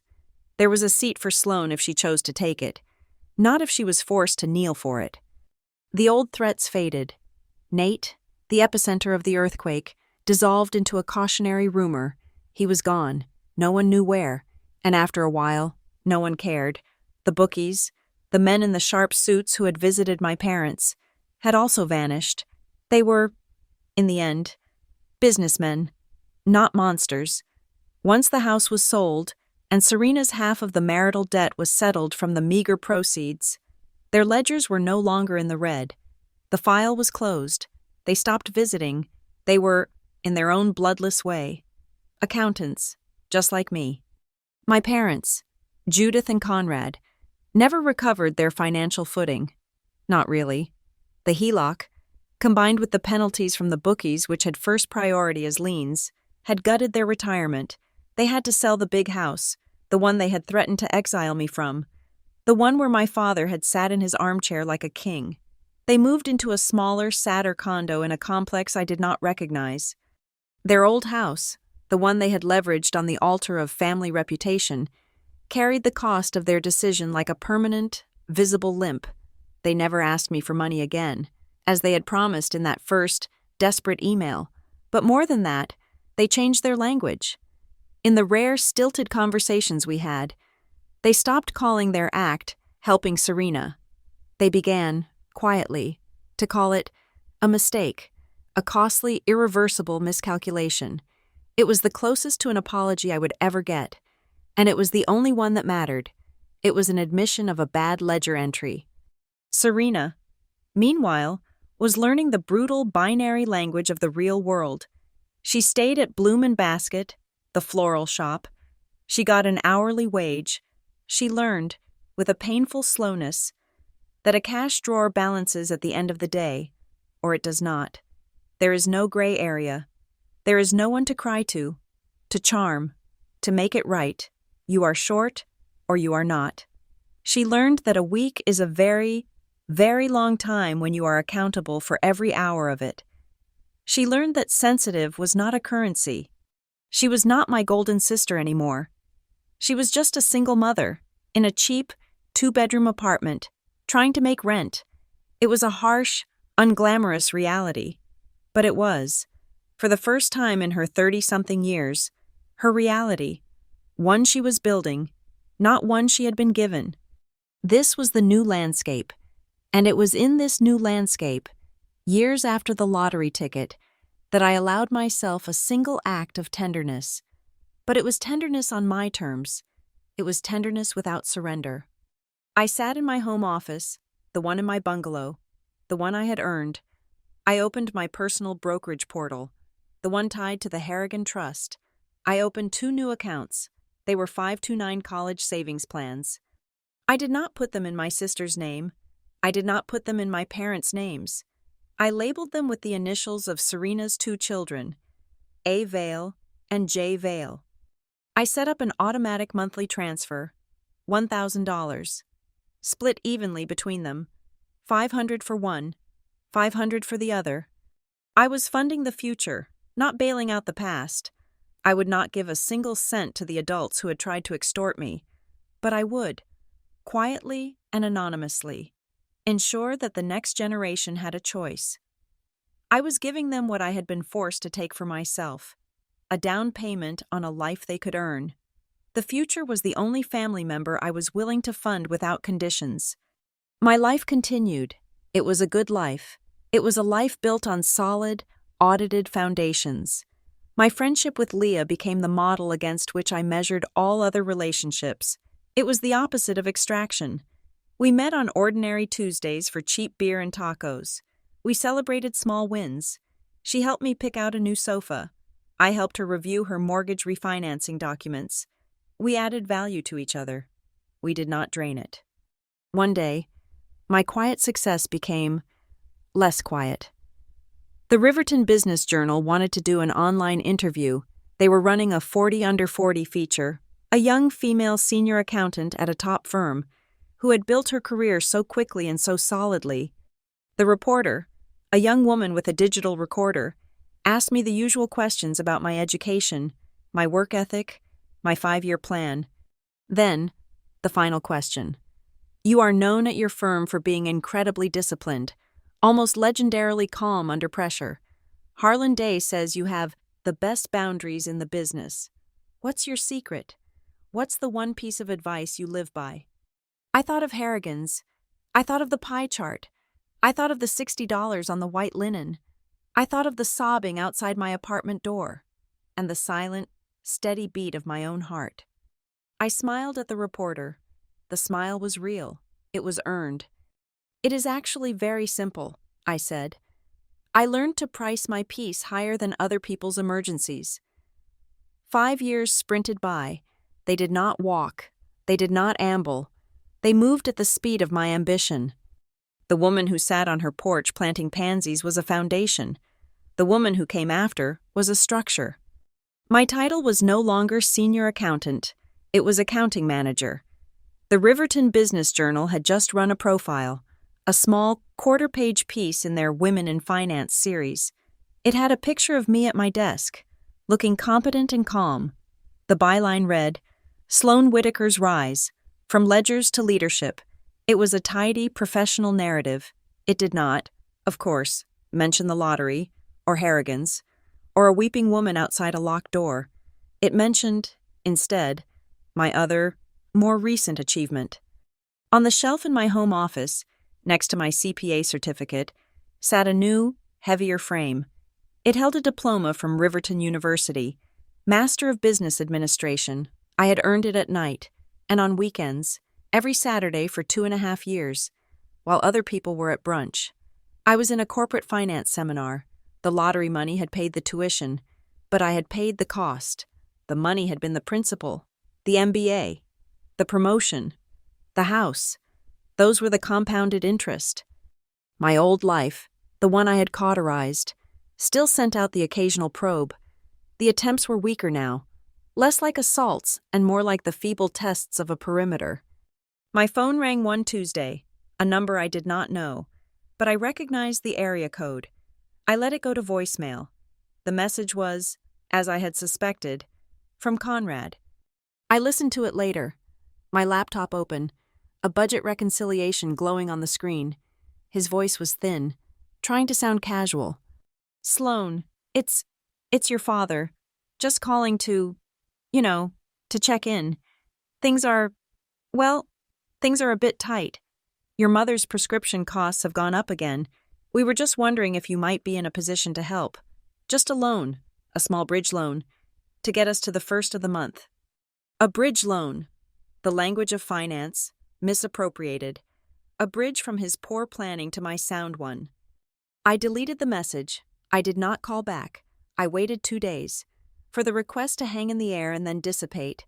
Then, I texted him. Hi, Dad. I hope you are both well. I cannot help with a loan. I paused, my thumb hovering. The old Sloan would have stopped there, letting the no be a cold, hard wall. The new Sloan had learned that a wall can also have a gate, one that you control. I continued typing. I was just looking at the calendar. Isn't little Ava's birthday coming up on the 10th? I was thinking of sending over a gift card.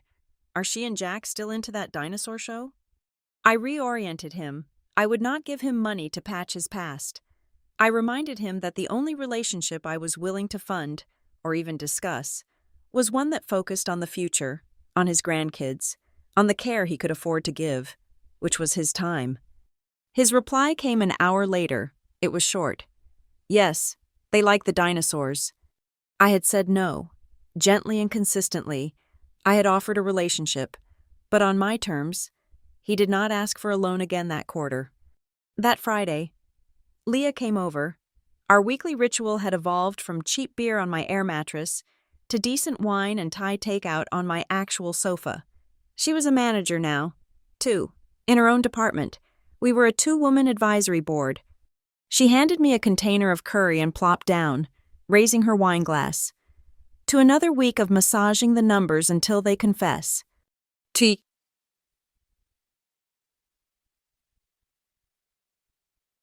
Confessions, I toasted. She looked at me, a sly grin on her face. So, I ran into your sister's kid's teacher at a PTA thing. Apparently, Aunt Sloan is funding the entire Riverton School District's library fund. I smiled, taking a bite. It was a small grant. Uh-huh, Leah said, pointing her plastic fork at me. You are still babysitting those college funds for the nieces, are not you? They are 529 plans, not nieces, I corrected her, tapping my temple. And it is not babysitting. Leah, it is strategy. It is the only part of the family portfolio I can control, so I do. Strategy, she scoffed, but her eyes were warm. You are the only person I know who has a strategy for her relatives. Most of us just have headaches. My phone buzzed on the coffee table, a text from Serena. My relationship with Serena was like an old, shattered piece of pottery, glued back together with care. It was not beautiful. The cracks were visible, but it was, finally, functional. It could hold water. Her text was, as always, careful, polite, unentitled. Hi, Sloan. Hope your week was good. The kids are asking to see you. I was thinking of bringing them by on Sunday for a little while. If you are not busy, I can bring cookies. She was asking for my time, not my money. She was offering a contribution, not arriving with a demand. I texted back. Sunday at 12:30 works. Do not worry about cookies. I will make pancakes. I had given her a boundary, the time, and I had given her a welcome. The pancakes. Both could coexist. They had to coexist. This was my life, balanced, managed, controlled. And then, at work, my controls were tested. Our CFO, Harlan Day, the man who had promoted me, was retiring. The board was in the final stages of vetting his replacement. The last candidate, the front-runner from a larger firm in Chicago, was a woman named Marla Fenn. She was sharp, not just smart. She was a weapon. She had a reputation for finding skeletons in corporate closets and cleaning house with a flamethrower. Her final interview was not with the board. It was with me. She wanted to do a deep dive, a procedural audit of my department's controls. We met in the main boardroom, glass walls, a 30-foot black marble table, just the two of us. For 2 hours, Marla Fenn put me through the gauntlet. She did not ask about my philosophy. She did not care about the Riverton Business Journal profile. She wanted the mechanics. Walk me through your cash handling procedures, Whitaker. Walk me through your vendor approval process. Who has signing authority? At what level? What is the fail-safe? Your expense reports. What is the review protocol for C-suite submissions? I answered every question. I was not nervous. This was my territory. I had not just learned these systems, I had built them. I pulled up the architecture on the boardroom's smart screen. We run a 3-tiered verification system for all new vendor payments.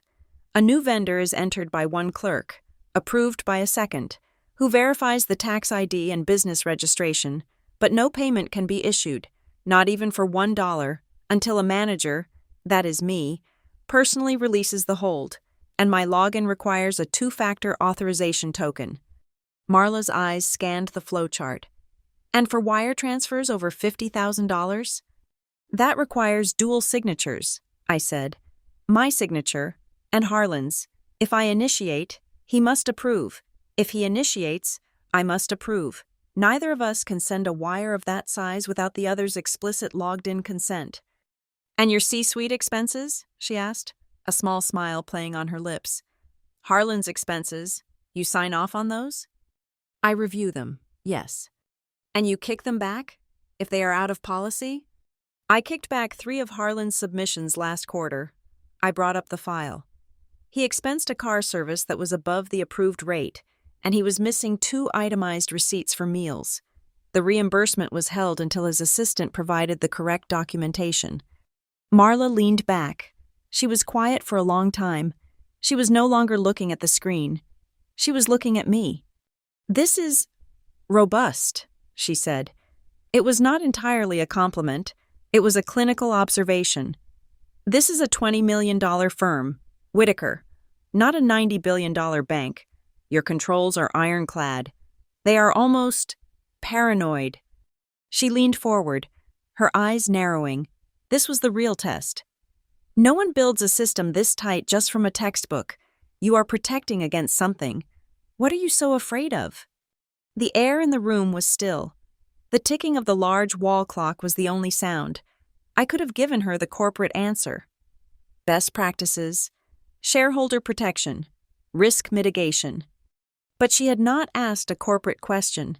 She had asked a human one, and she deserved a human answer. I met her gaze. My voice was quiet, even, and held no trace of self-pity. I am not afraid of anything, I said. But I build these systems because I know, from personal experience, that the most devastating pressure does not always arrive disguised as an enemy. I paused, holding her stare. I build these systems because pressure arrives disguised as love. The boardroom went absolutely, perfectly silent. The sound of the clock was gone. Marla Fenn did not blink. Her expression was unreadable. I watched as her mind, a mind as sharp as mine, processed the line. She was not just hearing a corporate philosophy, she was hearing a doctrine, a survivor's creed. She looked down at the yellow legal pad in front of her. She uncapped her pen, and she wrote something down. She stood up. Thank you for your time, Ms. Whitaker. That was very illuminating. She was hired the next day. My first meeting with her as the new CFO was not about budgets. She called me into her office. She had my flowcharts on her desk. These policies, she said, tapping the paper, the ones you built, they are no longer just your department's rules. She handed me a new document. I am making them firm doctrine. Every department, every manager, effective Monday, future crises will meet a door, and that door, she said, looking up at me, will not swing. The Sunday sunlight was a different quality in my house. It was not the thin, watery light of my old apartment, nor the sterile fluorescence of the library. It was a thick, warm, golden light that spilled across the kitchen floor, illuminating the specks of dust dancing in the air. It was the light of a safe, quiet morning. The air smelled of coffee and vanilla maple batter. The doorbell rang, not a desperate, frantic pounding, a clean, two-note chime. I smiled, wiping my hands on an apron. I opened the door. Two small bodies barreled past my knees, a chaotic, laughing whirlwind of sneakers and pigtails. Aunt Sloane! Jack, who was 7, made a beeline for the kitchen, and Ava, who was 5, wrapped herself around my leg. I looked up, over her small head, to the porch. Serena lingered at the threshold. She was not the woman who had clawed at my door. She was not the golden, spoiled idol of my childhood. She was thinner, but in a way that looked sinewy and strong, not fragile. The last soft vestiges of her pedestal life had been burned away, and what was left was an adult. She was holding a small, crumpled paper bag. They are a lot. I'm sorry, she said, her voice quiet. She held up the bag. I know you said not to, but I brought cookies. I made them. They're a little burnt. Burnt cookies are my favorite, I said, stepping back. Come in, Serena. She stepped inside. She had not been in my house more than 2 or 3 times, and each time I saw her absorbing it. She looked at the polished floors, the comfortable, solid furniture I had bought, the framed art on the walls. It was not a palace. It was just a house, but it was a house that was completely, terrifyingly solid. Wow, Aunt Sloane, you're famous, Jack yelled from the dining area. I froze. Serena and I both looked. He was pointing at the wall in my office, which was visible from the kitchen. He was pointing at the framed Riverton Business Journal profile, the one with my picture. Serena's eyes followed his finger. She had never seen it. I watched her read the headline, Sloane Whitaker's Rise, from Ledgers to Leadership. A shadow passed over her face. It was not envy, not the old, acidic resentment. It was something else, a quiet, profound reckoning, a simple, painful acceptance of a different timeline. She was seeing, in black and white, the physical proof of the life I had built while hers was imploding. I felt the old tension, the need to manage her reaction, but I did not. I just watched her process it. "Pancakes," I said, breaking the silence. I turned back to the stove, grabbing the spatula. "Jack, Ava, go wash your hands. The chocolate chip ones are first." I used the warmth to deflect the reckoning. I was in control of the temperature in my own house. We ate at the kitchen table. The kids were loud, sticky, and full of stories about school and lizards. Serena ate quietly, methodically, like a person who was truly hungry. We talked about small things, the weather, the terrible road construction on Miller.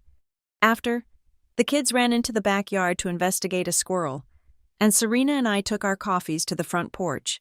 We sat on the wooden chairs, the ones I had painted a dark, satisfied blue. She was quiet for a long time, just watching the peaceful street. "I'm in year 2 of counseling," she said, not looking at me. She said it to the trees. I said nothing. I just waited. "My therapist, she's tough. She does not let me get away with anything." Serena gave a small, dry laugh. "I spent the first year just being angry at you, at Mom and Dad, at Nate, obviously. It was so easy, it was so familiar." She sipped her coffee. "But this year is harder. We are working on me, my part, my choices." She turned the mug in her hands. She calls it learning to live without a safety net, and it's terrifying, but it's also not. She finally turned to me, her eyes clear. Accountability, it turns out, is a lot like unsweetened iced tea. It's bitter. It's not what you want at all, but it does, eventually, clear your head. I nodded once. It was a good metaphor. "Which is," she took a deep, shaky breath. This was the hard part. "Which is why I have to thank you for the account information you sent over, for the funds." She meant the 529 plans.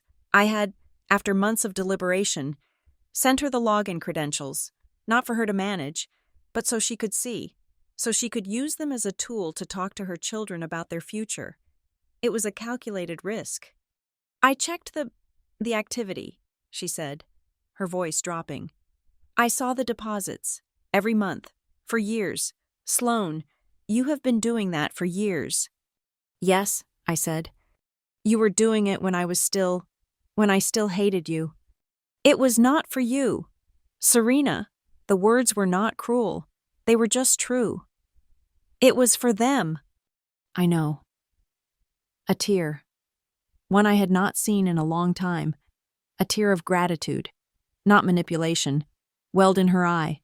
She wiped it away, angry at the display. But the old me? The old me would have demanded the password. The old me would have asked the balance. The old me would have tried to figure out a way to get it, to use it for the rent.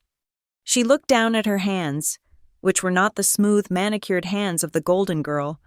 They were the hands of a woman who worked a cash register and hauled bags of potting soil. "I just wanted you to know," she whispered. "I see it.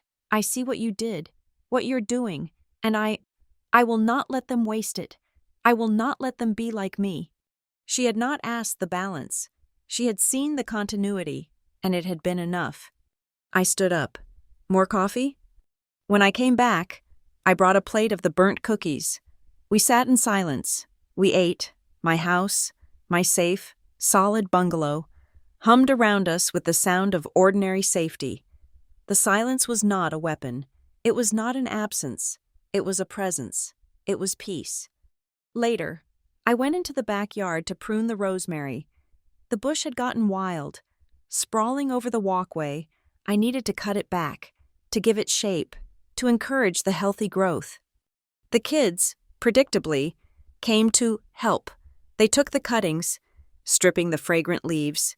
They filled their pockets with them. The air was sharp and clean with the smell. Jack held up a sprig. "It smells like like outside. It does, I said. I showed him where to make the clean cut. They were learning to prune, to manage, to care for something. Their pockets were full of the smell of summer, and they were not demanding anything. They were just present. Sura Mia watched us from the back step, a small, tentative smile on her face. She was not a part of the scene, not yet, but she was a witness to it. She was learning to just be, without being the center. She left at 3, the kids sticky and vibrating with sugar, their pockets full of rosemary. That night, my house was quiet again. The fortress silence had returned, but it was no longer defensive. It was simply calm. I was reading a dry report on new tax legislation when my phone buzzed. A text from Judith, my mother. Dinner next month? Just us? Let me know. I read it. I analyzed it. The way Marla Fenn had analyzed my controls. It was a clean request. No conditions. No agenda listed. No emotional blackmail. No, we miss you, or it's been so long. Just a question. They were, finally, learning to speak the new language. They were asking for my time, not demanding it. I thought about it. I thought about my schedule. I thought about my energy reserves. I replied, maybe. Let me check my deadlines and get back to you. The answer was not coy. It was not a power play. It was simply the truth. I was free. I was free to say no. I was free to say yes. I was free to check my own needs first. Maybe was the purest expression of my independence. I put the phone down. I finished my report.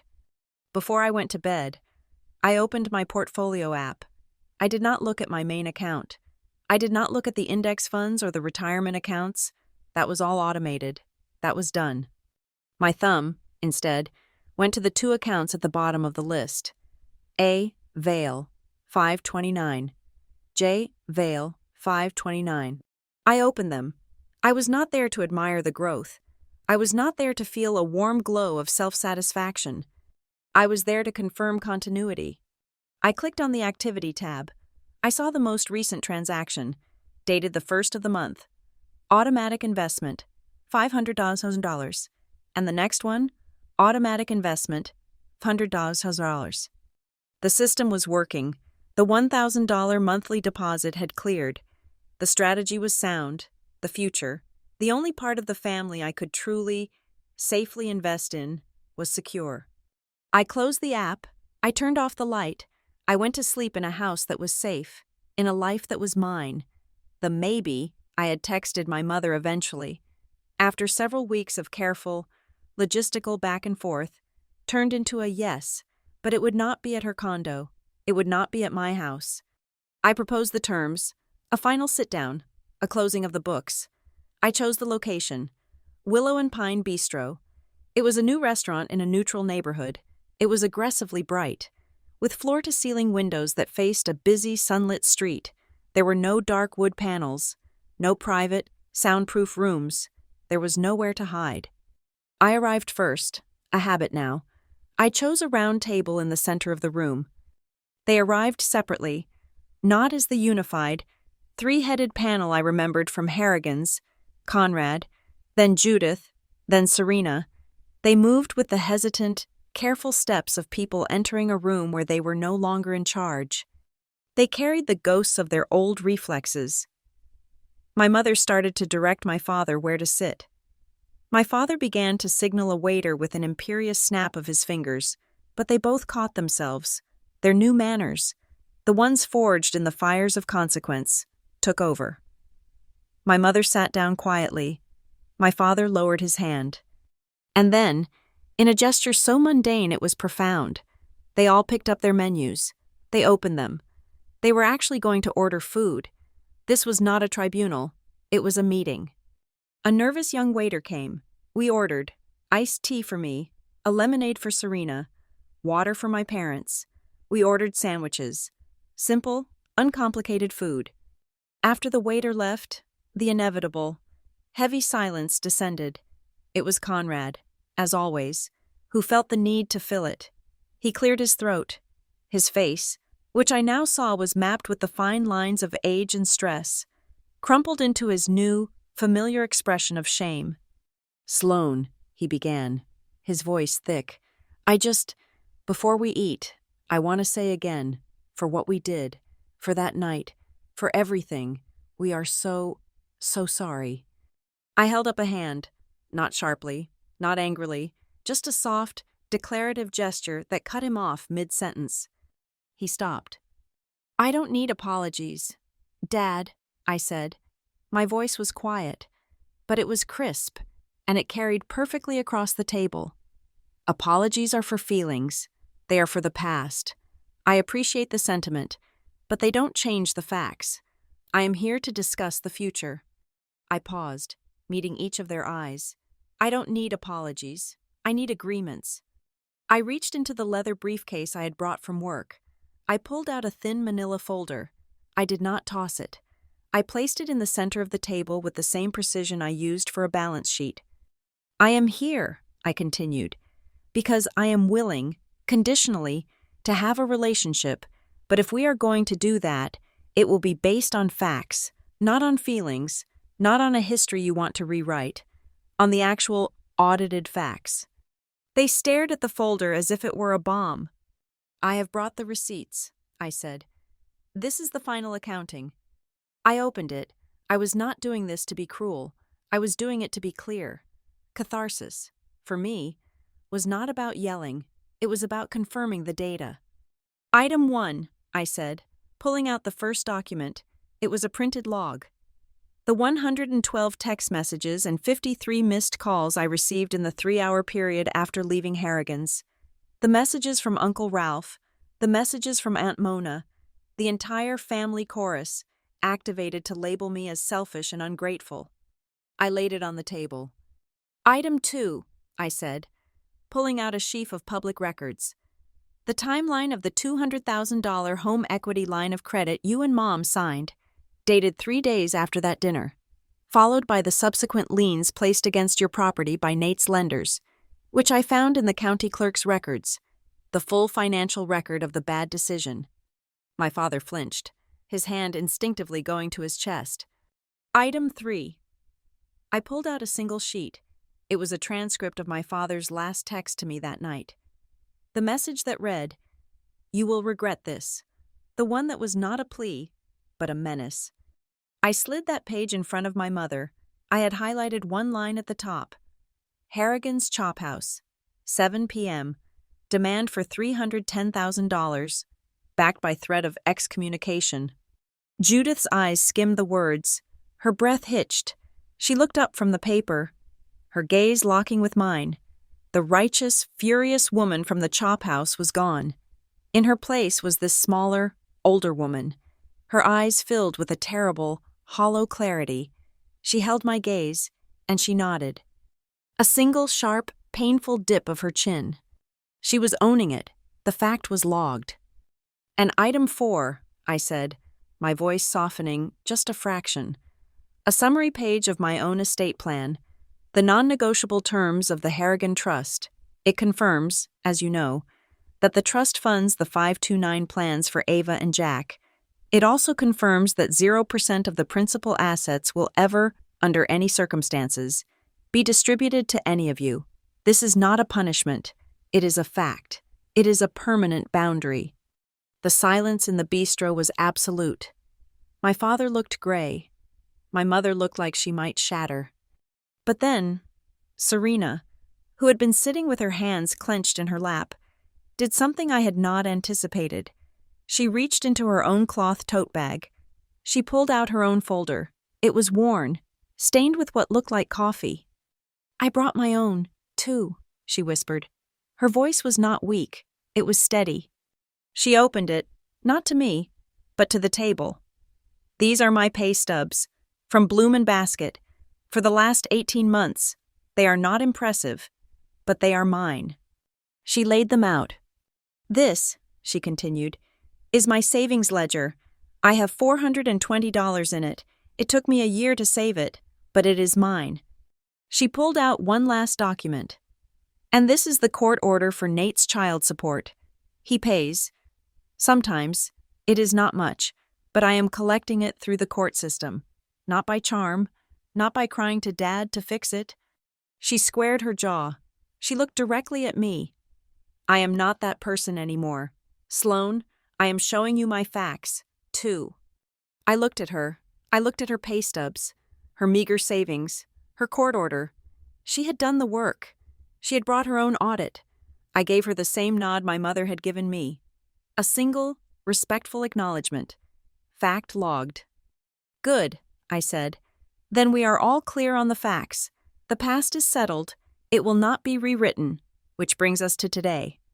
I pulled a single, clean sheet of paper from my folder. It was not a ledger, it was a document. At the top, in clean block letters, it said, Agreements. This is the price of admission, I said, my voice calm. If you want me in your life, if you want me to come to Thanksgiving, if you want me to be an aunt to Ava and Jack, this is the new contract. It is not negotiable. It has 3 terms. I laid it in front of them. No asks for money, ever. If a true medical catastrophe arises, you may ask me for advice. You may ask for a resource, like the name of a good doctor. You will not ask for cash. The Bank of Sloane is permanently closed. 2, no triangulation. We are done with the family chorus. If you, Mom, have an issue with me, you speak to me. You do not call Serena to complain about me. If you, Dad, are upset, you do not activate the relatives to pressure me. You speak to the person involved, directly, or you do not speak at all. And 3, no rewriting history. The facts we have discussed today hold, we do not, ever, pretend Harrigan's did not happen. We do not pretend Nate's startup was real. We do not call the extortion help. We will own the facts. I took a simple black ballpoint pen from my briefcase. I set it next to the paper. If you can agree to these terms, I said, we can have a relationship. If you cannot, I will pay for my lunch, and I will wish you all well. This was it. The high wire. The final act. My father stared at the paper.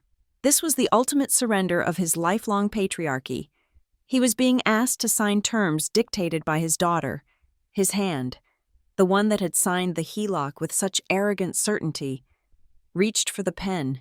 It was shaking. His signature, when he wrote it, was a spidery, almost illegible scrawl. Conrad Whitaker. He completed the line. He slid the pen to Judith. She picked it up. She looked at me. Her eyes were swimming, but not with the old, manipulative tears. This was the moisture of release. She signed her name, and when she put the pen down, she exhaled. It was a deep, shuddering sound, the sound of someone who had been holding their breath in a burning room for 7 years, who had finally been allowed to tell the truth and escape. She slid the pen to Serena. Serena's jaw was tight. She read the 3 terms one more time. She took the pen and signed her name with a firm, steady hand. She slid the pen back to me, not with defeat, but with the quiet dignity of an equal, an adult who was also agreeing to her own terms. I took the signed page. I did not sign it. I was the author, not a signatory. I folded it once and put it in my briefcase. I am not promising reconciliation, I said, zipping the case. I am not promising we will be the family we were. That family is gone. I am promising clarity. The waiter arrived with our sandwiches, just in time. I picked up my napkin. My lunch break is over, I said, echoing my words from that first, terrifying meeting at Café Brûlée. But this time, it was not an escape. It was a conclusion. I pulled cash from my wallet, enough for my sandwich and my iced tea, plus a generous tip. I placed it on the table. I will see you at Thanksgiving, I said. Serena, text me about the kids. I stood up. I walked out of the bistro, into the blindingly bright afternoon. I did not look back.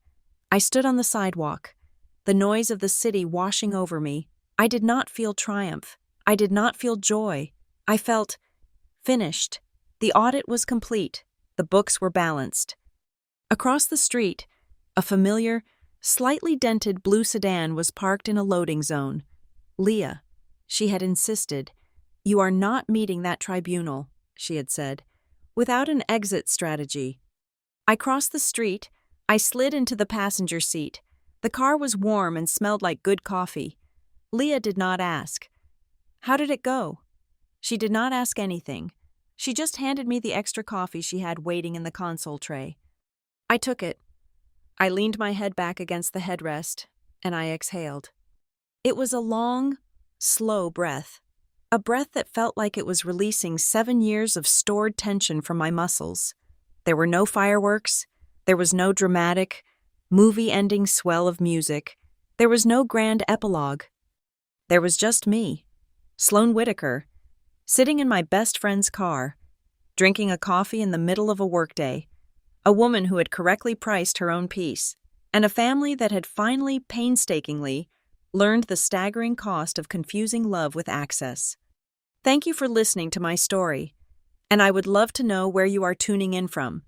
So please share your thoughts and comments below.